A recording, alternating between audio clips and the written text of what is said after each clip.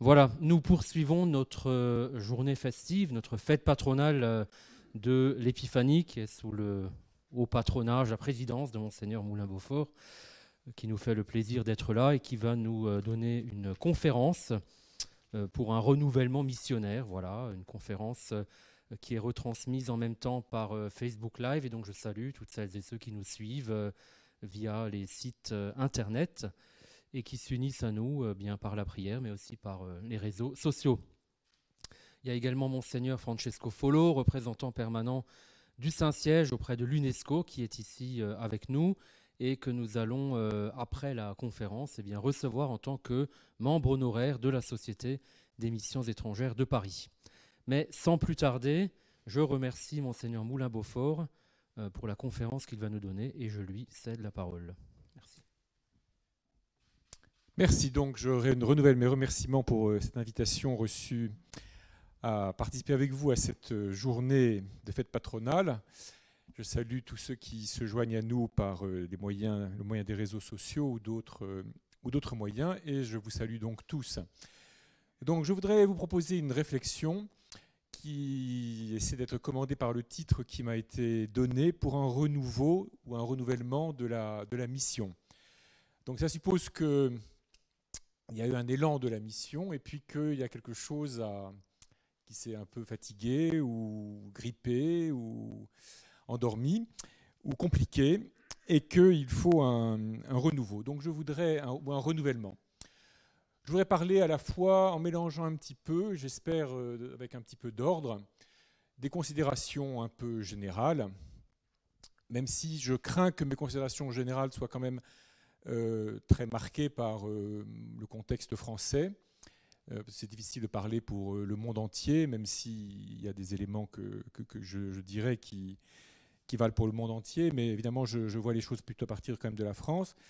Et je voudrais essayer d'évoquer cette thématique aussi à partir de l'expérience d'un diocèse comme celui dont j'ai la charge depuis 2 ans maintenant, donc un diocèse français, celui de Reims et des Ardennes. Donc disons un diocèse français moyen, s'il faut le dire, c'est-à-dire un peu avec une grande ville et beaucoup de campagne, beaucoup de monde dit rural. Alors je voudrais parler un peu en 3 temps. Le premier pour très grossièrement tracer un petit peu, rappeler un certain nombre de traits caractéristiques de l'élan de la mission, disons dans les années de Jean-Paul II ou dans les années 85, disons, quand pour ma part j'étais au séminaire et quand je suis devenu prêtre. Et puis ensuite, je voudrais essayer d'analyser un petit peu ce qui fait que les promesses de cette époque n'ont pas été complètement tenues. Et après ensuite, dans un 3e temps, voir un peu ce que nous pouvons faire dans le cadre d'un renouvellement de la mission. Pourquoi est-ce que je commence par les années Jean-Paul II? Parce que dans ces années-là, donc Jean-Paul II devient pape en 78, on a eu le sentiment, en tout cas dans un pays comme la France, que nous allions connaître un renouveau, pour le coup, de la vie chrétienne, qui nous paraissait peut-être assez facile ou assez évident, qu'on allait surmonter certaines difficultés des années d'après le Concile Vatican II, et que la beauté de la foi et de la vie chrétienne allait briller de nouveau dans nos pays, et que donc on retrouverait ou on découvrirait notamment en France, mais un peu partout en Europe et un peu partout dans le monde certainement, une expansion du christianisme et peut-être même plus précisément du catholicisme. Ça nous paraissait d'autant plus évident donc que le monde était à l'époque relativement simple. Il nous paraissait compliqué, mais vu à partir d'aujourd'hui, il était relativement simple, puisqu'il y avait une partie du monde qui était sous domination soviétique ou communiste, en Union soviétique, en Chine et une partie de l'Asie, avec des affrontements entre les 2 blocs dans certains pays d'Afrique. Et puis il y avait ce qu'on appelait le monde libre, ou ce qui se désignait comme le monde libre. Je pense que le bloc soviétique aussi s'appelait le monde libre, à sa manière. En tout cas, c'est comme ça qu'il s'appelait lui-même. Mais en tout cas, il y avait un monde dans lequel l'athéisme était prôné par l'État, avec des degrés divers, et puis un monde où la vie religieuse pouvait s'épanouir plus tranquillement. Et dans les années 85, si je prends cette année-là comme date, on sentait bien que l'Union soviétique ne durait peut-être pas éternellement.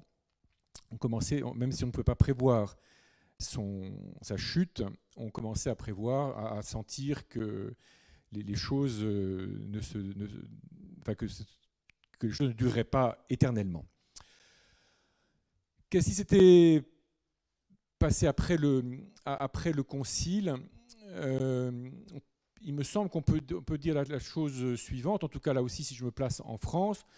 Donc, une vingtaine d'années auparavant, quand le concile s'était terminé en 1965, je pense qu'en France, tout le monde était persuadé qu'on allait assister à un grand renouveau de la vie et de la foi chrétienne, parce que finalement au concile, l'Église avait secoué un peu la poussière des ans, elle s'était débarrassée tout un certain nombre de pratiques ou d'habitudes encombrantes que l'histoire avait accumulées, qui la rendaient un petit peu étrangère au monde moderne, des habitudes vestimentaires, des habitudes liturgiques, des complications, etc. Et elle avait exprimé sa doctrine avec une certaine force, une certaine vigueur, une certaine beauté, il faut, je crois, pouvoir le dire. Et donc, je pense que tous les évêques sont rentrés chez eux avec un peu l'impression ou l'espoir que finalement, toutes sortes d'obstacles, tout ce qui empêchait des gens de pratiquer, de vivre pleinement dans l'Église, tous ces obstacles étaient levés ou étaient surmontés, et que donc on allait assister à un véritable renouveau. Et on voyait dans le concile le fruit de grands efforts qui avaient été faits, de grands efforts intellectuels et pastoraux qui avaient été faits depuis le début du XXe siècle, s'il faut simplifier. Et donc il pouvait paraître, en sortant du concile, que les fidèles allaient affluer vers les trésors de la foi qui étaient mis à leur disposition, en particulier la parole de Dieu, dont l'accès était rendu beaucoup plus facile et à laquelle on invitait tout le monde à se nourrir, de laquelle on invitait tout le monde à se nourrir, les sacrements qui aussi étaient un peu simplifiés dans leur célébration, célébrés en français, dans la langue vernaculaire, donc qui paraissait plus facile d'accès. On avait retiré un certain nombre de rites qui venaient, qui paraissaient superfétatoires et plus ou moins compréhensibles. Et puis, il semblait aussi qu'on entrait dans une ère de relations plus facile, plus simple, entre les laïcs, les prêtres, les évêques et leurs prêtres. Voilà, tout paraissait plus facile. Bon. Mais ce n'est pas exactement ce qui s'est passé comme c'est. Il y a eu dans les années 70, en tout cas dans un pays comme la France, mais dans une grande partie de l'Europe occidentale, non pas un renouveau de la foi, mais plutôt un grand trouble de la société, un grand trouble culturel, qui fait que les jeunes générations se sont plutôt détournées de la pratique, de la foi. Il y a eu des ruptures dans la transmission telle qu'on l'avait vécue jusque-là. Donc je reviendrai ensuite sur les causes de cette rupture. Mais donc l'arrivée de Jean-Paul II, la nomination d'un certain nombre d'évêques en France, en tout cas par exemple ici à Paris, la nomination du cardinal Lustiger, mais à Lyon il y a eu le cardinal de Courtrai, enfin, il y a un certain nombre de figures qui ont paru incarner un renouveau. Il y a eu aussi beaucoup, le renouveau charismatique a été très important aussi, a suscité des communautés nouvelles, des formes de vie chrétienne plus ferventes, plus rayonnantes, qui ont paru dans les années 80, à partir des années 85, qui ont paru, encore une fois, incarner un renouveau et une sorte de progression promise à la foi chrétienne et à la vie chrétienne. C'était le contexte quand, pour ma part, je suis entré au séminaire. Ma vocation est bien plus ancienne que cela, donc j'ai compris l'appel de Dieu, disons, dans un contexte très différent. Mais en 85, quand je suis entré au séminaire, on était dans cette période-là où il nous semblait que, bien sûr, dans un pays comme la France, les catholiques fervents paraissaient une petite partie de la population, mais finalement, c'était la partie, l'aile marchante, un peu rayonnante, et il nous semblait que, en continuant les efforts qui étaient lancés, on allait assister à un véritable renouveau de la vie et de la foi chrétienne. Alors, ceci c'est en partie passé, en partie produit. Dans un diocèse comme Paris, par exemple, on a vu une augmentation très très forte du nombre d'évocations. En les années 70, dans un diocèse comme Paris, il y a 2-3 ordinations par an, jusque dans les années 87-88. Et puis brusquement, on passe à des années avec 9, 10, 12, 15, donc ce qui représentait un triplement, un quadruplement du nombre des ordinations chaque année. Donc on était un peu dans cette logique-là. Et il y avait aussi il y a eu une floraison de communautés nouvelles de différents types, charismatiques ou religieuses, ou mélangeant un peu les états de vie, dans lesquels sont nées beaucoup de vocations de prêtres, de religieux, de religieuses, de laïcs consacrés. Et tout ceci était assez impressionnant et assez réjouissant et paraissait être une dynamique un peu irrésistible. Bon, parallèlement à cela, il y a eu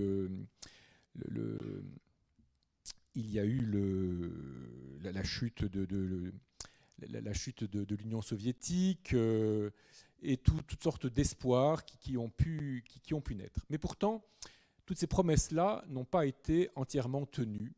Je vais y revenir. Un autre élément dont il faut être conscient, au moment du concile, en 65, je crois qu'il est très important d'avoir sous les yeux que quand les évêques se réunissent, donc au commencement du concile, en 62, pardon, eh bien, on peut dire que c'est le moment dans l'histoire où le nom de Jésus a été annoncé partout sur toute la terre, à toutes les nations. Et le rassemblement des évêques, avec des évêques venant un peu de tous les pays du monde et de toutes les nations, puisque depuis Pie XI, le Saint-Siège avait pris l'option très forte d'encourager un clergé autochtone et une hiérarchie aussi autochtone. Donc au moment du concile, la variété des nations d'appartenance des évêques rassemblés bien, était un signe, il faut bien le dire, c'était un signe eschatologique. C'est-à-dire que le nom de Jésus, on avait la preuve visible, tangible, que le nom de Jésus avait été annoncé à toutes les nations. Ça veut dire que tout le monde était devenu chrétien, mais pour la première fois dans l'histoire de l'humanité, un peu partout dans le monde, on peut dire que le nom de Jésus a été annoncé. Peut-être qu'il reste quelques petits groupes humains dans la forêt amazonienne qui n'en ont pas entendu parler, mais ce serait encore à prouver d'une certaine façon. Voilà. Donc on avait une espèce de signe eschatologique. Et en plus, au moment du concile, on sent bien que tous ces peuples du monde, dont une grande partie étaient des colonies ou bien étaient sous la dépendance des empires coloniaux occidentaux, allaient prendre leur indépendance, leur autonomie. Et l'Église s'était montrée plutôt en avance sur ce sujet. Vous savez que le pape Pie XI, c'est pas à vous que je vais l'apprendre, mais dans l'encyclique Rerum Ecclesiae, le pape Pie XI veut préparer le monde à un temps où les peuples auront leur autonomie et ne dépendront plus des puissances occidentales. Et donc, il y a eu un travail, un effort pour détacher la mission des puissances coloniales. C'est un vieil effort. La fondation des missions étrangères en est le signe, plus encore la création par le pape Alexandre VII de la Congrégation pour la doctrine de la foi, pour la propagande, aujourd'hui pour l'évangélisation des peuples, était déjà la volonté de l'Église de détacher l'effort missionnaire de l'expansion des puissances occidentales. Mais donc dans les années 65, il semble que voilà, des peuples vont prendre leur autonomie. Il y a dans ces peuples des églises vivantes, en croissance, et cela paraît être une immense ressource aussi pour la dynamisation de la vie chrétienne, aussi bien dans ces pays que dans le vieil Occident, où le christianisme peut être fatigué. Voilà, et Jean-Paul II arrive alors que, bon, pour des raisons que je vais dire, les choses ne sont pas passées exactement comme on l'espérait, mais on a l'impression qu'avec Jean-Paul II, enfin, les fruits du concile vont pouvoir se déployer réellement. Et je voudrais symboliser un petit peu l'œuvre de Jean-Paul II en prenant ces 3 grandes encycliques. Donc, sa première encyclique, c'est le Christ rédempteur. Il me semble que avec cette encyclique, le pape Jean-Paul II ouvre la voie à une description, une anthropologie chrétienne. Il explique, il donne un sens, disons, de la dignité de l'être humain à la lumière du mystère du Christ, qui est à la fois très profondément ancré dans la contemplation du mystère du Christ, mais qui éclaire aussi l'intégralité de l'expérience humaine.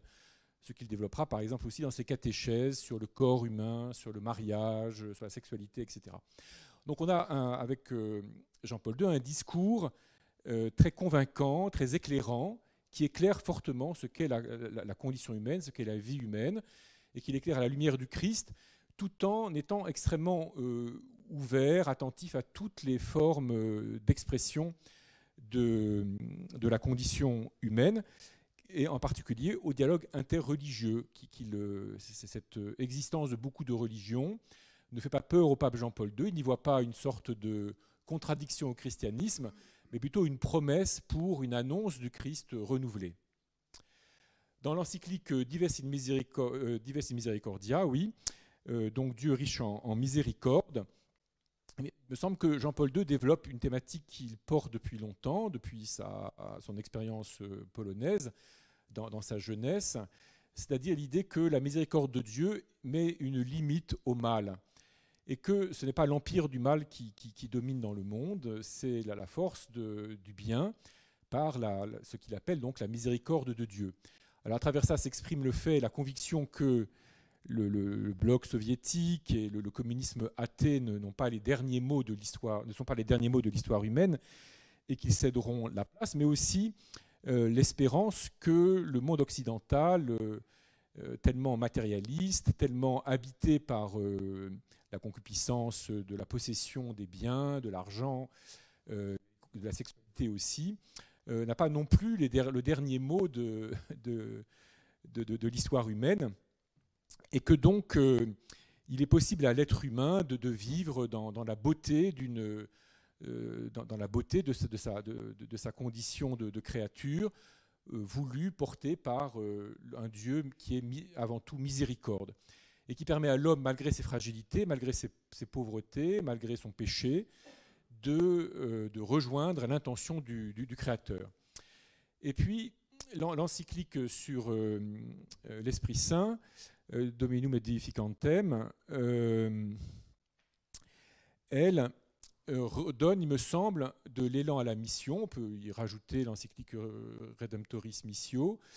Donc donne de l'élan à la mission, avec cette conviction très forte chez Jean-Paul II que toutes les œuvres des hommes, tout ce que les hommes créent, donc tout ce qu'on peut appeler toutes les manifestations culturelles des hommes, préparent en quelque sorte, sont des préparations évangéliques, si vous voulez, et préparent les hommes disposent les hommes à entrer dans la relation filiale avec Dieu que le Christ est venu ouvrir.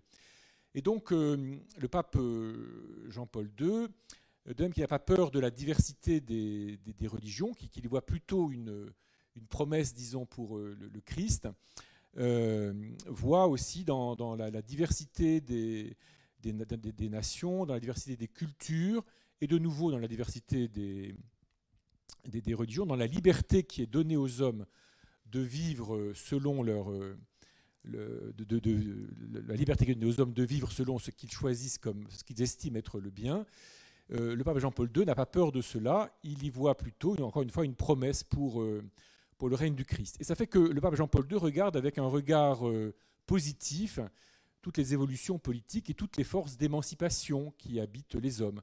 Il y fait du discernement, il s'oppose à une certaine théologie de la libération, mais l'idée de la liberté sociale, la liberté politique, la liberté culturelle, et la liberté morale, disons, des hommes ne lui fait pas peur, parce que l'Esprit Saint est capable de porter tout cela. Donc on se trouve avec Jean-Paul II devant un regard à la fois très théologiquement très formé, très habité, très enraciné, mais en même temps dans une très grande ouverture de l'esprit et du cœur, et dans une vision positive, disons, de l'histoire du monde, même si on est bien conscient qu'il y a des résistances, qu'il y a du péché, qu'il y a de la paresse, etc., dans le monde. Voilà. Mais alors pourquoi est-ce que tout ce renouveau, tous ces espoirs, disons, ceux d'après le Concile et ceux de Jean-Paul II, pourquoi est-ce qu'ils n'ont pas porté tout à fait tous leurs fruits? Alors, dans ce qui s'est passé après le Concile et qui dure, je voudrais introduire un élément de réflexion que je crois éclairant, qui est peut-être une simplification, mais que, pour ma part, je crois éclairant. Concomitamment au Concile Vatican II, il s'est produit, je crois, une grande révolution dans l'expérience humaine. Et je l'exprime pour ma part de la façon suivante, qui est sans doute une simplification, mais que je crois opérante. C'est que depuis les origines de l'homme jusqu'en 1965, 90% de ce que les êtres humains ont fait, ils l'ont fait parce que c'était leur devoir. Et on peut être très heureux de faire son devoir. Donc il peut y avoir beaucoup de bonheur à le faire. Mais depuis 1965, les êtres humains se sont progressivement habitués, très vite en Occident, moins vite ailleurs, mais malgré tout un peu partout, les êtres humains depuis 1965 se sont habitués à agir parce qu'ils attendent de leur action un épanouissement personnel. Et ça me paraît être une immense transformation de la mentalité humaine. Alors, pratiquer une religion, faire le bien parce que c'est notre devoir, c'est une chose. Pratiquer une religion, faire le bien parce que j'en attends un épanouissement personnel, ça demande un autre investissement. Voilà. Et donc le Concile n'y peut rien. Je crois pour ma part que le Concile a plutôt donné à l'Église les moyens de vivre dans ce monde nouveau. Mais vous voyez, parallèlement à la réunion du Concile, ce qui s'est opéré, c'est une transformation des mentalités. Ce qui fait que ceux qui ont fait le Concile, quand ils sont revenus pour annoncer la bonne nouvelle d'une Église débarrassée de la poussière des temps, eh bien, ils se sont adressés à une jeunesse qui, elle, était passée à autre chose, pas forcément à autre chose que la foi, pas forcément autre chose que le Christ, mais qui avait une toute autre manière de s'engager dans l'existence humaine. Encore une fois, non plus en cherchant qu'est-ce que je dois faire, mais qu'est-ce qui va m'épanouir moi-même. Voilà, avec tous les risques, évidemment, de repli un peu narcissique et d'attention exagérée à soi. Et pourquoi est-ce que, alors je dis 65 pour ne pas dire 68, parce que je pense que, historiquement, je pense que les historiens aujourd'hui le prouvent, ce mouvement-là, cette transformation-là, elle est antérieure à la révolution de 68, si vous voulez. Ce qui s'est passé en 1968 n'est qu'une conséquence, mais n'est pas la cause. Ça a été l'émergence au grand jour de cette transformation des mentalités. Mais transformation des mentalités, elle s'était déjà opérée. Pourquoi est-ce qu'elle s'opère en 1965 ? Parce que depuis la guerre, depuis la fin de la Deuxième Guerre mondiale, les sociétés, notamment occidentales, ont réussi à créer une société de l'abondance et même de la surabondance. Pour la première fois dans l'histoire de l'humanité, dans nos pays occidentaux, non seulement on ne risque plus la famine, mais on ne risque même plus la disette, ni même la pénurie, et on vit dans l'abondance. Tout le monde n'a pas le même accès à cette abondance, ou même à cette surabondance, mais en fait cette surabondance, elle est accessible à presque tout le monde dans nos sociétés occidentales. Et en tout cas, nos sociétés occidentales se construisent comme cela. Et ça, c'est la reconstruction, ça a été rendu possible par la reconstruction d'après la Deuxième Guerre mondiale. Et donc, dans ce contexte-là, eh bien, voilà, la jeunesse, enfin les hommes et les femmes, les êtres humains sentent bien qu'ils peuvent vivre sur cette terre en se laissant solliciter par tous leurs désirs, qui n'ont pas besoin de frustrer tellement leurs désirs, parce qu'ils trouveront toujours le moyen de les assouvir. Et que si on ne peut pas assouvir aujourd'hui certains désirs, on le pourra demain, et qu'il vaut peut-être la peine de chercher comment les assouvir. Et il vaut d'autant plus la peine qu'on peut créer un marché, et que ce marché permettra non seulement de découvrir des produits qui viendront satisfaire des désirs encore inconnus, mais que ces désirs pourront être suscités, puisqu'ils pourront être satisfaits. Voilà, donc ça me paraît une immense transformation de la psychologie humaine qui a été vécue dans nos sociétés occidentales, mais qui s'est répandue assez rapidement, de manière plus ou moins évidente dans le monde entier. Et c'est sans doute, d'ailleurs, à un moment de la chute du mur, de la chute de l'Union soviétique, du bloc soviétique, eh bien, ce qui s'est passé malheureusement, c'est pas que les gens se sont précipités vers le Christ ou vers une vie chrétienne plus intense. Ils se sont précipités vers la société de consommation, voire de surconsommation, puisqu'ils y avaient accès. Et on comprend bien, il est tout à fait juste, il est tout à fait légitime, même d'un point de vue chrétien, que les êtres humains veuillent sortir de la simple subsistance, de la simple capacité de ne pas mourir de faim et jusqu'à demain. Voilà. Alors, ce passage, je veux préciser tout de suite que ce passage d'un monde où ce que l'on fait, c'est d'abord son devoir, à un monde où ce que l'on fait, c'est ce qui va nous épanouir, chrétiennement, c'est plutôt un passage positif. Puisque nous sommes, comme chrétiens, ce que le Christ va nous apporter, c'est précisément la liberté par rapport à la loi, donc par rapport à devoir toujours rappeler, pour nous faire entrer dans une vie de la liberté, de l'esprit, dans une vie filiale, où précisément il s'agit de faire le bien, non pas parce que c'est la loi qui dit tu dois faire ceci, mais parce que je reconnais la volonté du Père et que je le fais comme un fils ou une fille qui veut entrer dans cette pleine volonté bienveillante du Père. Donc chrétiennement, cette transformation anthropologique, elle est plutôt une transformation positive, mais elle transforme énormément, considérablement la relation à soi-même, à Dieu, aux autres, à la société, à la vie, au temps, à la mort, à la maladie, etc. Et si bien que tout notre dispositif pastoral est plus ou moins au point pour cela.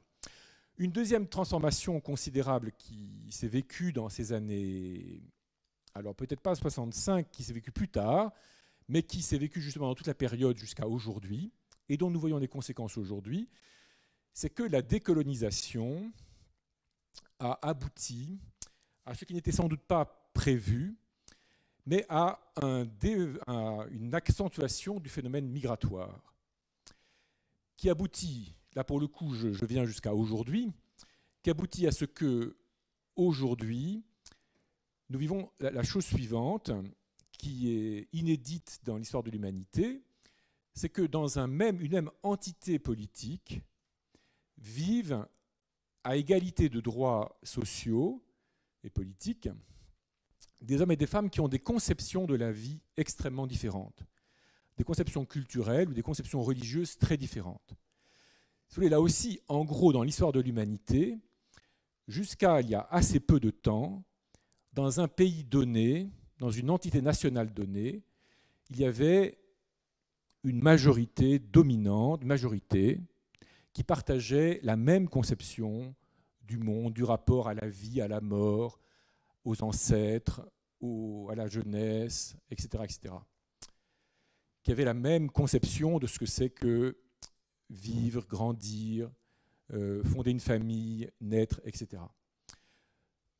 Le phénomène migratoire fait que se sont mélangées des populations, et se mélangent toujours aujourd'hui, des hommes et des femmes qui ont des conceptions très différentes de tout cela, et que dans nos sociétés occidentales, en tout cas, ils sont à égalité de droits politiques et sociaux. Alors que dans l'histoire de l'humanité, ce qui s'est toujours produit, c'est qu'il y a eu des majorités et des minorités.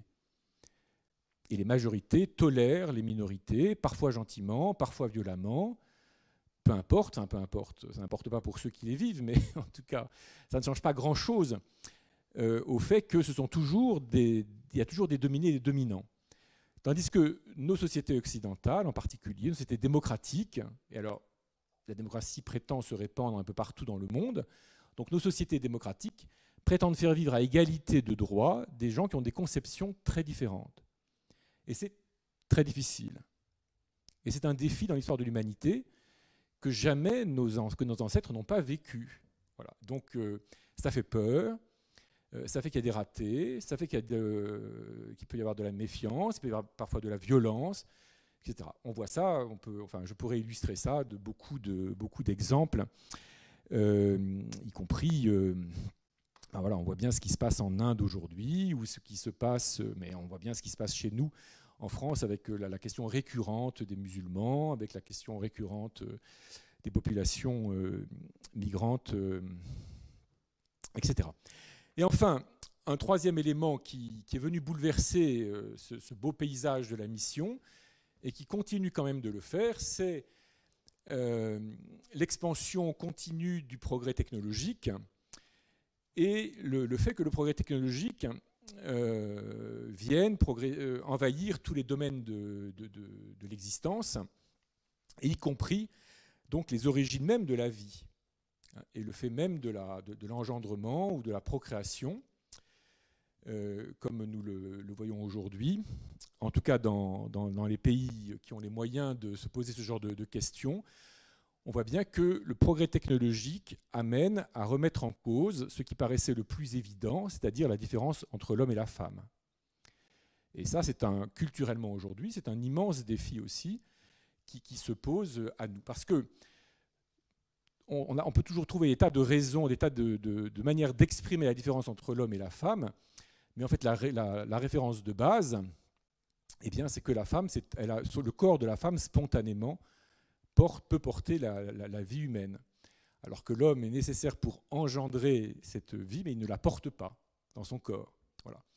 Mais on voit bien que le progrès technologique envahit ce domaine, que de plus en plus la procréation se trouve sortie de la relation homme-femme, et que la tentation est très forte, très grande, en tout cas dans les pays occidentaux, de séparer la relation sexuelle et la procréation, et d'en faire deux choses distinctes. Ce qui était un fantasme devient une réalité technologiquement possible. Et ça fascine tout le monde, et je pense que ça fascine l'être humain de façon générale, où qu'il soit. Alors certains pays ont les moyens techniques et financiers, économiques de se lancer dans ce genre d'aventure, d'autres ne l'ont pas encore. Mais ça fascine beaucoup et ça transforme énormément la compréhension que l'être humain a de lui-même. Donc, ce que je décris en parlant de la procréation et de la technicisation de la procréation, je veux décrire une sorte d'aboutissement d'une expansion de la technologie à tous les domaines de l'existence, et que nous éprouvons tous, à des degrés divers évidemment, dans tous les pays du monde, mais que l'on éprouve fortement dans l'imagination collective que répandent les médias, le cinéma, les séries télévisées, etc., à travers le monde. Donc toutes ces raisons-là expliquent, je crois, que le renouveau missionnaire que l'on pouvait espérer après le Concile, et même que l'on a pu espérer après Jean-Paul II, n'a pas fonctionné exactement autant qu'on l'aurait pu le penser. Parce que la psychologie profonde, les mentalités profondes de l'humanité se sont transformées, que nous sommes plus ou moins capables de faire face à cette transformation autrement qu'en ayant peur. Alors c'est dans ce contexte-là que nous subissons depuis quelques années, pour nous chrétiens, alors pour le coup, le choc terrible de la révélation des abus sexuels commis par des prêtres. Et à partir de là, des abus de pouvoir commis par des prêtres, des religieux, des religieuses.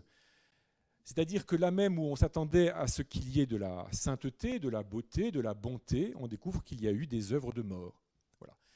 Et c'est une immense entrave à la mission, parce que là encore, quand je suis entré au séminaire en 85, quand je suis devenu prêtre en 91, on pouvait prendre les chrétiens pour des attardés, on pouvait nous prendre pour des gens un peu... en tout cas, on nous prenait plutôt pour des gens de sympathiques idéalistes. On pouvait penser qu'on était plein d'une générosité qui était un peu perdue et qu'on renonçait à bien des plaisirs de la vie, en particulier des plaisirs de la sexualité, pour pas grand-chose, pour une vie éternelle hypothétique. Mais tout le monde était persuadé que nous étions des gens de bien.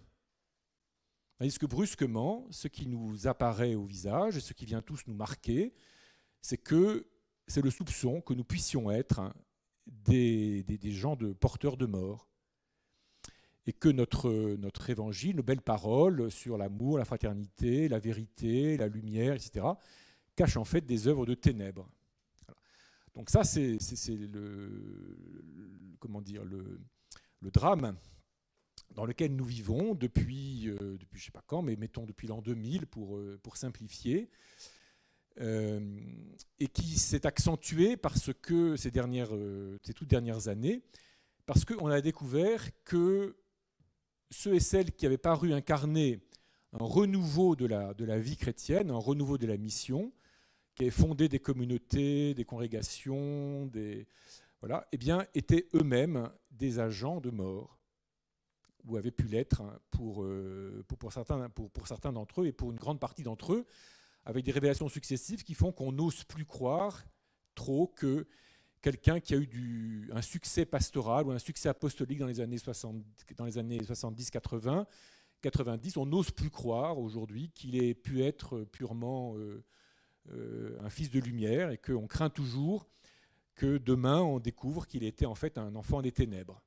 Voilà. Donc là, ça vient malheureusement nous impacter terriblement aujourd'hui. Alors là-dessus, il y aurait bien des choses à dire, et en particulier essayer d'expliquer, si tant est qu'on puisse expliquer pourquoi ça s'est produit.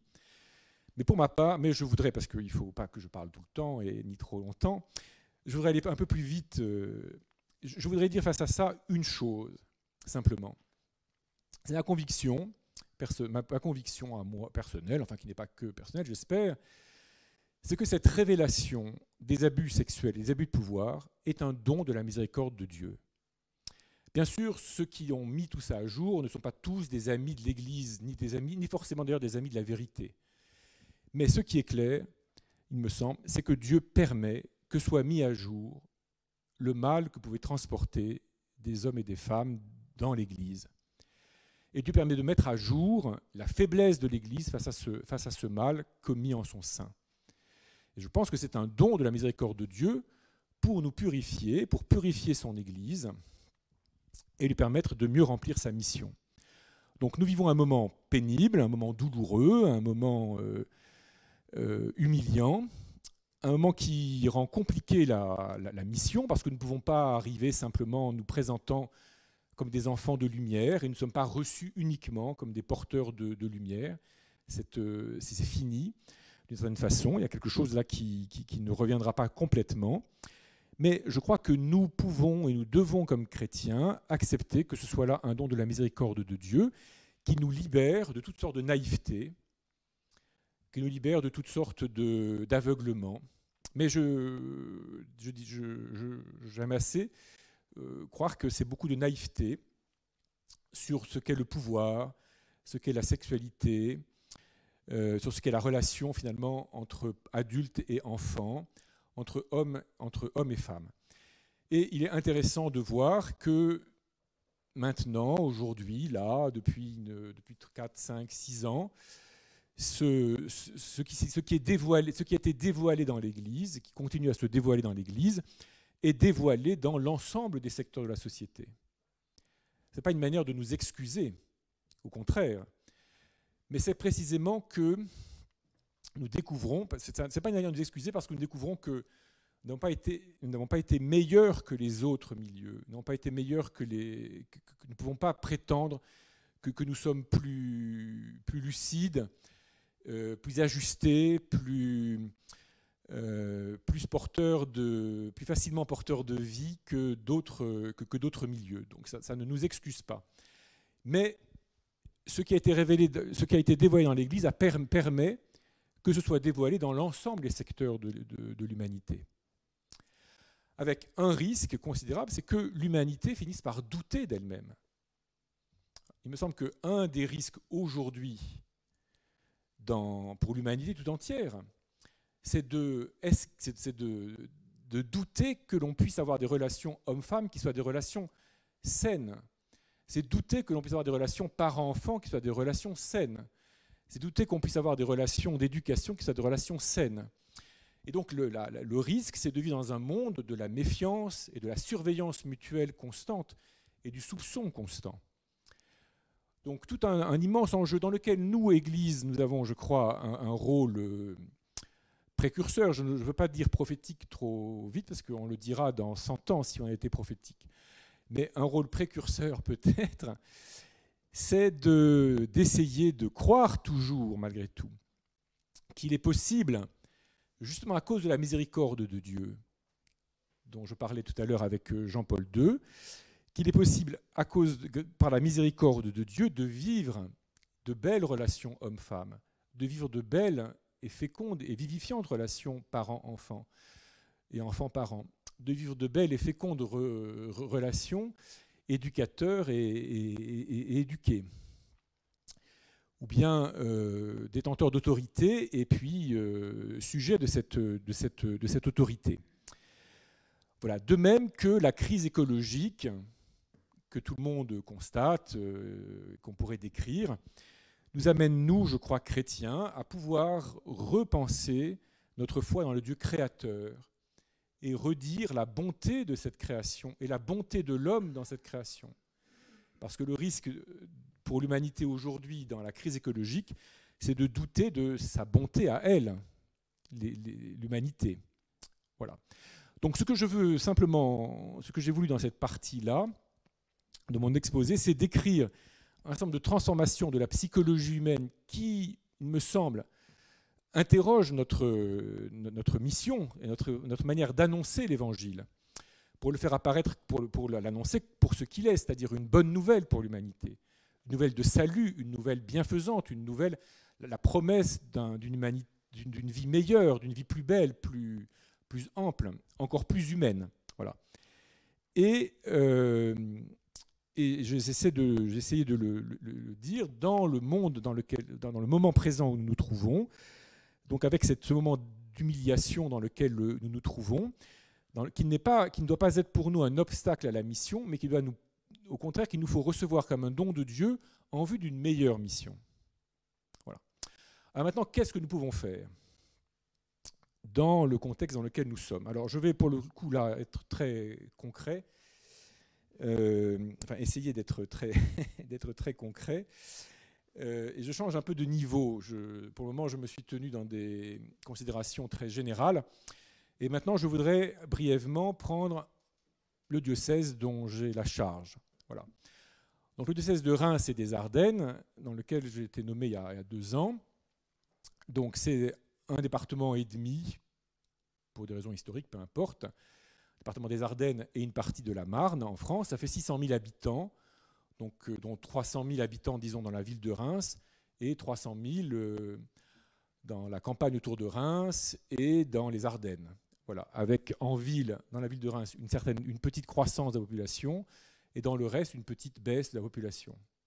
Parce que c'est des régions soit très rurales, soit mais pauvres, en tout cas fragiles, soit qui ont été très industrielles, mais qui ne sont plus aussi industrielles qu'elles ont été. D'autre part, quand je suis arrivé en octobre 2018, il y avait 83 prêtres dans le diocèse, tout compris pour les prêtres incardinés, plus 10 prêtres venus d'ailleurs. Ça va exploser dans 5 minutes. On a le temps de sortir, il faut nous le dire.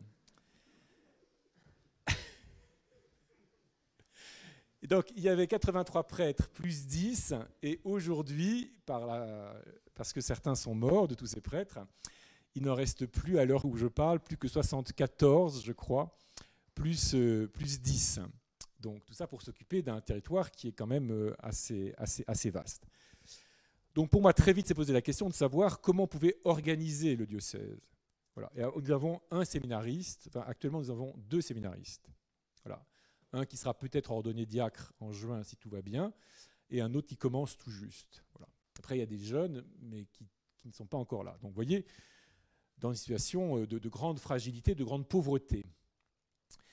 Alors, personnellement, ma réflexion a été la suivante. D'abord, je tiens à dire, je suis arrivé dans un diocèse dans lequel il y a une certaine tradition de la mission, comme dans tous les diocèses de France. Je ne sais pas si ces noms vous disent quelque chose, mais juste avant la Deuxième Guerre mondiale, l'archevêque de Reims, c'est Monseigneur Suard, donc, qui ensuite vient à Paris, comme archevêque à Paris. Et c'est dans ce diocèse, c'est en étant à Reims, qu'il a eu l'idée de la mission de France, donc un désir de mobiliser des prêtres pour non pas simplement servir les paroisses, mais aller vers ceux qui se sont écartés de la vie chrétienne, parce que dans le monde des vignerons, il y avait beaucoup d'incroyances, beaucoup de refus de la foi chrétienne. Donc c'est déjà, vous voyez, il y a eu un effort missionnaire très grand entre les 2 guerres dans ce diocèse de Reims et des Ardennes. Et c'est malgré tout un état d'esprit qui existe et dont nous bénéficions. Donc, pour ma part, moi j'ai deux grandes intuitions, il me semble. La première, c'est que, enfin, ou 3, l'intuition générale, c'est que nous ne pouvons pas décider dans un bureau, même dans un bureau archiépiscopal, de ce qui va être le renouveau de l'Église. Ce qui fait le renouveau de la vie chrétienne, c'est les saints. Et les saints, ça ne se fabrique pas dans les bureaux épiscopaux. Voilà. Donc on peut toujours prendre toutes sortes de mesures, de conseils. Ce n'est pas moi qui fabrique les saints, c'est le bon Dieu. Et ce qui crée vraiment du renouveau de la vie, de la foi chrétienne, c'est les saints. Donc il faut travailler pour rendre possible la vie chrétienne la plus intense possible. Et après, que le bon Dieu se débrouille, que l'Esprit Saint fasse son travail. Mais voilà, donc il faut se contenter de ça. La deuxième chose, c'est que nous, les prêtres, nous avons été institués pour célébrer l'Eucharistie. Enfin, nous avons été institués, voilà. Pourquoi ? Certainement pour célébrer l'Eucharistie, certainement pour donner le pardon de Dieu. Mais si l'on se réfère à la théologie du Concile Vatican II et qu'on reprend les tria munera, les 3 fonctions, donc enseigner, sanctifier, gouverner, le constat, c'est que dans la vie concrète, en tout cas dans notre pays, nous passons beaucoup de temps à gouverner, mais en fait ça veut dire administrer, ce qui n'est pas tout à fait la même chose. Nous sanctifions parce que nous célébrons l'Eucharistie et le pardon pour ceux qui veulent bien encore venir se confesser. Et nous enseignons quand nous pouvons, quand il nous reste du temps, c'est-à-dire pas beaucoup. Et dans cette partie-là, dans cette fonction de l'enseignement, le fait de l'annonce de la parole de Dieu est en fait assez restreint. Donc ma conviction personnelle, c'est qu'il faut remettre les choses dans l'ordre et qu'il faut donner aux prêtres la possibilité d'abord des hommes de la parole de Dieu, annoncer, proclamer, expliquer, partager, ensuite de la sanctification, et qu'on gouvernera quand on aura le temps. Que gouverner, ça veut dire plutôt aider les hommes et les femmes à marcher sur les chemins du Christ, et que administrer, on administrera quand on aura le temps. Voilà. Alors qu'en fait, on fait le contraire, et moi le premier, comme évêque, je passe plus de temps à administrer qu'à annoncer la parole de Dieu, sauf le dimanche, mais le dimanche, je parle à des gens qui sont là pour l'écouter, donc il y a un travail préalable qui a été fait. Et la deuxième, donc, ma première conviction, c'est donc qu'il faut libérer les prêtres pour qu'ils puissent vivre d'abord comme des porteurs de la parole de Dieu, comme la bonne nouvelle du salut, au milieu de ce monde dont j'essaie de décrire tous les troubles, toutes les incertitudes, tous les questionnements. Il faut que nous soyons capables d'annoncer la parole de Dieu comme une parole de libération, de vérité, d'espérance. Voilà. Qu'à partir de là, nous sanctifions, mais à partir de là, et puis encore une fois, qu'on administrera quand on aura le temps. Et deuxièmement, ma deuxième conviction, c'est que dans un monde mondialisé, voilà, les hommes et les femmes, les êtres humains ont besoin de proximité. Donc ils ont besoin qu'on aille chez eux. Ils ont besoin, et surtout dans un monde rural, mais même dans un monde urbain, dans les quartiers populaires en tout cas, d'un monde urbain, les gens ont besoin qu'on vienne jusqu'à eux. Ils ne vont pas faire l'effort de venir jusqu'à nous. Pour toutes sortes de raisons, ils ne le feront pas. Donc ça ne sert à rien de faire d'immenses paroisses dans lesquelles on est de plus en plus loin des gens, parce que les gens ne viendront pas. Le problème, ce n'est pas de savoir si on est à 5 km ou à 15 km. Le problème, c'est, à la campagne, chez nous, c'est est-ce qu'on prend sa voiture ou pas. Donc il faut que de temps en temps, au moins, les prêtres et les diacres, les ministres ordonnés de l'Église, aillent rencontrer les gens là où ils sont. Et se proposer, après les gens ouvrent leurs portes ou ils ne l'ouvrent pas, c'est leur problème, c'est leur responsabilité. Mais il faut qu'on aille jusqu'à eux. On ne peut pas se contenter de se mettre dans un point précis et de dire venez à moi. Ça ne marchera pas. Parce que les gens d'aujourd'hui, plus que jamais, ont besoin, encore une fois, qu'on aille vers eux, qu'on aille leur apporter une parole de consolation, une parole de vérité, une parole de lumière, une parole qui les dérange dans leur quotidien, qui les sort du rythme ordinaire de la vie. Mais il faut il faut faire l'effort de la porter jusqu'à eux. Je ne dis pas que ça va marcher du premier coup, ça peut rencontrer beaucoup de résistance, mais ça me paraît nécessaire. Voilà. Donc concrètement, nous avons dit qu'il fallait que, quand je dis nous, c'est avec mon conseil, en parlant avec les prêtres, avec les diacres, avec les laïcs en mission, etc. Donc nous avons eu deux grands axes. Le premier, c'est que la messe dominicale ait lieu dans des endroits repérés, toujours les mêmes, tous les dimanches de l'année, quoi qu'il arrive. Étant donné que nous avons 27 prêtres de moins de 70 ans,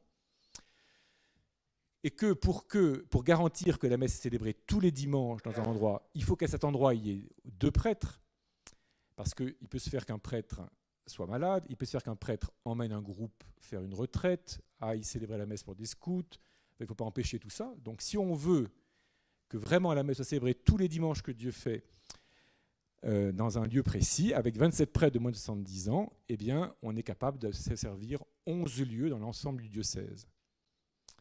Donc, ce qui n'est pas sur 200 km de longueur et 70 ou 80 de largeur. Donc, ce n'est pas beaucoup de lieux, mais alors ça n'empêche pas de célébrer la messe le samedi soir, le dimanche soir, tout ce qu'on veut. Mais moi, comme archevêque, je dis, ma responsabilité, c'est de garantir que la messe soit célébrée dans ces 11 lieux tous les dimanches que Dieu fait. Plus quand même les 4 monastères, parce que nous avons 4 monastères de femmes, cloîtrées, donc à qui il faut que nous assurions la messe dominicale au moins. Voilà. Donc on ne peut pas faire mieux que ça, tant qu'on n'est que le nombre que nous sommes. Voilà.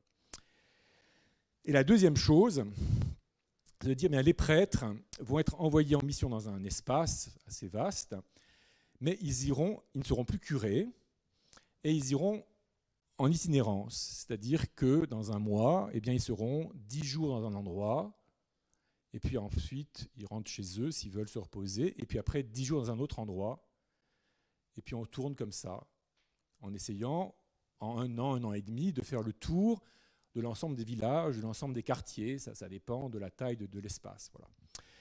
Et quand on est dans un endroit, eh bien, on célèbre la messe, on fait des temps de prière, on essaie de réunir les enfants, on essaie de réunir ceux qui veulent bien venir, et on essaie surtout de susciter des fraternités de proximité, c'est-à-dire d'encourager les chrétiens à se réunir régulièrement, si possible toutes les semaines, dans une petite fraternité. Ça n'a pas besoin de prendre des heures, et peut-être se réunir 1 heure et demie par semaine, mais essayer pendant 1 heure et demie par semaine de se retrouver au nom du Christ et de partager sur ce que l'on vit, de prier les uns pour les autres, de prier pour les gens qui nous entourent, de s'intéresser aux gens qui nous entourent, et puis d'essayer de lire la parole de Dieu ensemble ou de se former ensemble. Pourquoi ? Parce que dans le monde que j'ai essayé de décrire tout à l'heure, les êtres humains ne sont plus tenus, on n'est plus tenu par l'appartenance à une communauté villageoise ou à une communauté de quartier, ça n'existe plus, et ni d'ailleurs tellement par sa famille, plus de la même manière. Chaque trajet aujourd'hui, chaque trajet humain est unique. C'est pas parce que je suis fils de boulanger que je serai boulanger. C'est pas parce que je suis fils de militaire que je serai militaire. C'est pas parce que mes parents sont agriculteurs que moi je serai agriculteur. Voilà. C'est pas parce que mes parents sont des chrétiens que je serai chrétien. Et c'est pas parce que mes parents ne sont pas chrétiens que je ne serai pas chrétien. Voilà. Chaque trajet aujourd'hui est extrêmement personnel. Et c'est plutôt un bien, vu d'un point de vue chrétien. Seulement, pour pouvoir vivre ces trajets personnels, nous avons besoin de la fraternité les uns des autres. Nous avons besoin d'être aidés, encouragés les uns les autres. Nous avons besoin d'aider et d'encourager d'autres que nous. C'est la loi même du christianisme, c'est sans doute la loi même de la vie humaine, mais c'est la loi même du christianisme. Donc dans le monde un peu compliqué dont j'ai essayé de faire le portrait, si je puis dire, il me semble que le renouveau missionnaire, qui est nécessaire, il passera par le fait que nous acceptions de ne plus tout à fait vivre l'organisation ecclésiale, l'organisation de l'Église, l'organisation pastorale, si vous voulez, comme nous l'avons vécu jusqu'ici, parce que le monde a radicalement changé de ce point de vue-là. Une des grandes figures du diocèse de Reims, c'est saint Remi, l'évêque qui a baptisé Clovis. Je ne sais pas si ça dit quelque chose à tout le monde ici. Enfin, saint Remi, c'était un grand évêque à l'époque gallo-romaine, donc vers le 5e siècle. Il a baptisé le roi des Francs, qui est un roi païen, qui menaçait l'Empire romain, et qui a fini par conquérir ce qui est aujourd'hui la France, disons, en simplifiant un petit peu. Saint Rémy a beaucoup travaillé pour mettre des curés dans tous les villages, dans toutes les petites communautés qui pouvaient exister. Mais ça veut dire que jusqu'au 5e siècle, jusqu'au 6e, 7e siècle même, il n'y a pas un curé par village. Mais Saint Rémy travaille déjà beaucoup pour cela. Mais cette organisation-là, d'une église avec des ministres ordonnés un peu partout, eh bien, dans nos pays en tout cas, aujourd'hui, nous ne pouvons plus la vivre. Alors, on peut vivre ça comme une catastrophe. On peut se dire au contraire que Dieu veut que nous vivions d'autres aspects de la vie chrétienne. Ce qui ne veut pas dire qu'on vit moins la messe, qu'on vit moins la foi chrétienne, qu'on la vit moins intensément, mais qu'il faut la vivre un peu autrement. Et que l'unité, ce qui va permettre de tenir les gens ensemble aujourd'hui, ce n'est pas un maillage de ministres ordonnés, mais c'est plutôt un réseau de fraternité qui se relie à l'Eucharistie, à la célébration eucharistique, de manière variée selon leurs possibilités, mais qui sont toujours reliés à l'Eucharistie. C'est un point qu'il faudrait développer, et qui se nourrissent beaucoup de la parole de Dieu, de la méditation, de la lecture, de l'écoute, de la parole de Dieu, et qui acceptent d'avoir entre eux des liens de fraternité, non pas parce qu'ils se ressemblent, non pas parce qu'ils habitent simplement au même endroit, non pas parce qu'ils s'apprécient, mais à cause de leur foi dans le Christ. Voilà. Pour ma part, je dis que c'est dans une région comme la mienne, comme celle où je suis, c'est ce que nous pouvons faire aujourd'hui, et par conséquent ce que nous devons faire aujourd'hui. Après, tant mieux si ailleurs on peut faire autrement, il y a sûrement d'autres manières. Il y a une plasticité de la vie chrétienne qu'il nous faut développer. Le Christ, en montant au ciel, n'a pas laissé la carte des diocèses, ni la carte des paroisses. Il a juste laissé 11 hommes, même pas 12 d'ailleurs, 11 hommes, à charge pour eux de se débrouiller pour en trouver un 12e, pour être le peuple de Dieu dans sa plénitude. Et après, il leur a mis dans les pattes Saint Paul, qui représentait encore autre chose. Voilà. Et avec ça, il leur a laissé les Écritures d'Israël et la mémoire qu'ils avaient de ce qu'ils ont vécu avec lui, plus le signe du pain et de la fraction du pain. Voilà. Et après, il a fallu se débrouiller, si j'ose dire, avec cela. Le plus important étant de reconnaître dans tout cela l'action de l'Esprit Saint. Voilà. Donc dans un monde où l'humanité s'est beaucoup transformée, je crois qu'il nous faut, le renouveau ne viendra pas de ce que nous allons reproduire ou reconquérir, réinstaller ce que nous avons toujours vécu, mais il s'agit de vivre des composantes essentielles de la foi chrétienne, de la vie chrétienne, et d'oser croire que nous avons une bonne nouvelle à apporter aux hommes tels qu'ils sont dans les troubles qui sont les leurs aujourd'hui. Voilà, je vous remercie de votre attention et je vous prie de m'excuser d'avoir parlé un peu trop longuement.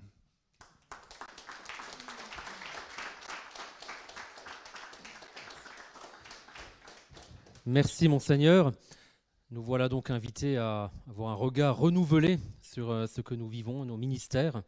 Et on va essayer nous-mêmes aussi de remettre dans l'ordre nos trois, notre Munera, oui, pour continuer d'avancer.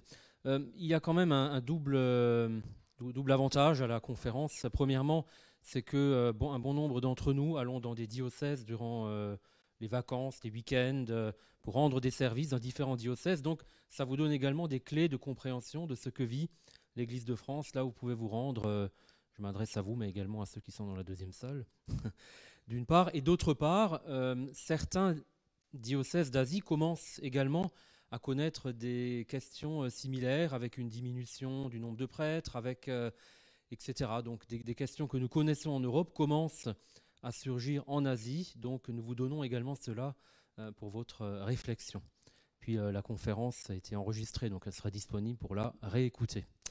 Maintenant, sans plus tarder, si vous avez des questions, n'hésitez pas ici, vous levez la main, on vous passe le micro. Et dans l'autre salle, si vous avez des questions, eh bien, je vous invite à nous rejoindre dans la grande salle. Merci. Michel.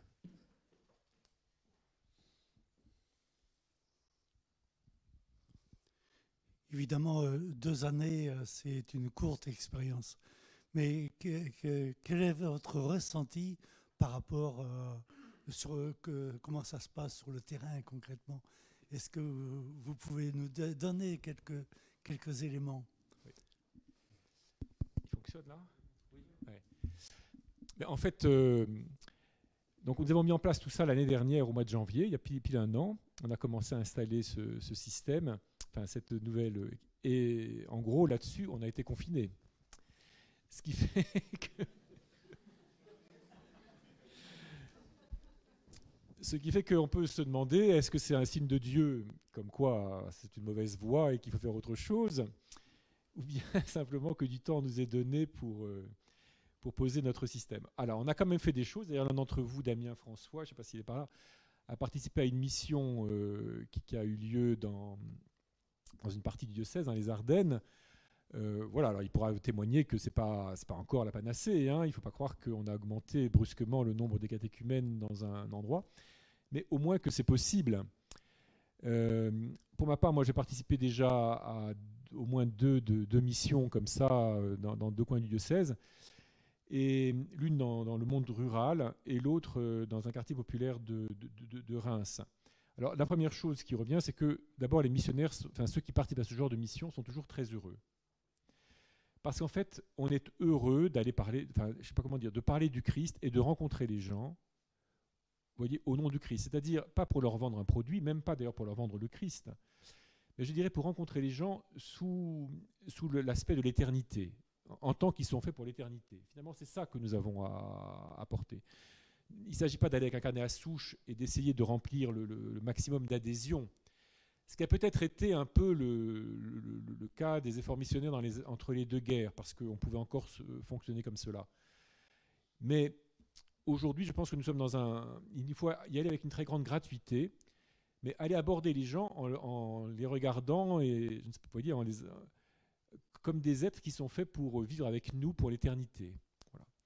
Donc ça donne beaucoup de joie déjà à ceux qui participent à la mission. Et donc mon espoir, c'est que petit à petit, par capillarité, il y ait de plus en plus de gens qui participent au moins un temps, vous voyez, à des missions, et qui éprouvent cette joie de relations qui sont avant tout dues au fait que nous croyons au Christ et qui ne sont pas commandées par des intérêts économiques, sociaux, politiques, etc. Que sais-je.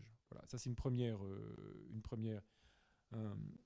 fruit que je peux dire. Voilà. Un deuxième ressenti, c'est que la mise en œuvre concrète est quand même compliquée et que le confinement nous a compliqué les choses. On est passé partout, les prêtres ont déménagé en janvier dernier, donc ils sont arrivés dans des zones que parfois ils ne connaissaient pas bien et ils ne pouvaient pas rentrer en relation avec les gens puisque chacun est enfermé chez soi. Donc ça ne leur a pas permis de connaître vraiment les forces vitales de tel ou tel endroit. Donc tout ça, ça nous complique les choses. Mais par ailleurs, ça nous laisse un peu de temps encore, là, il faut bien le dire, pour aller plus lentement, voilà, voir émerger petit à petit ce qui émerge. Et donc moi, mon sentiment, c'est que actuellement, les choses commencent à prendre. Voilà, et ce qu'il y a de nécessaires institutions dans tout ça commence à prendre forme. Mais le risque maintenant, mais qui est vrai pour nous comme pour tout le monde, c'est que tous ces confinements et tous ces couvre-feux ne coupent pas en nous l'envie d'agir. Parce que le risque, là, dans notre région, nous sommes depuis hier, nous avons le couvre-feu à 18h, donc on ne peut plus faire de réunion le soir, sauf par Zoom, ou par Teams, ou par je ne sais pas quoi. Et le risque, c'est au bout d'un moment de ne plus avoir de goût à rien faire, quoi, de prendre l'habitude de rester chez soi. Et puis, voilà, on est tranquille. Donc ça, c'est le danger qui guette la société française tout entière, donc nous comme le reste. Voilà, donc il faut que nous arrivions à sortir de cela. Mais, si vous voulez, ce qui était frappant quand on a lancé cette affaire en mois de janvier l'année dernière, c'est que les chrétiens un peu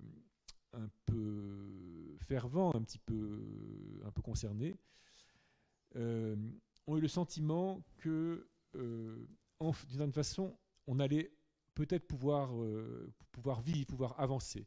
On n'était pas que dans la gestion de la faim, que dans la gestion de la diminution, mais que peut-être cette diminution avait un sens et qu'on avait le moyen de sortir. Voilà.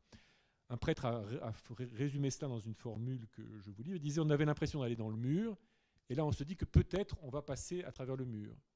Alors peut-être, c'est pas sûr, mais peut-être quand même.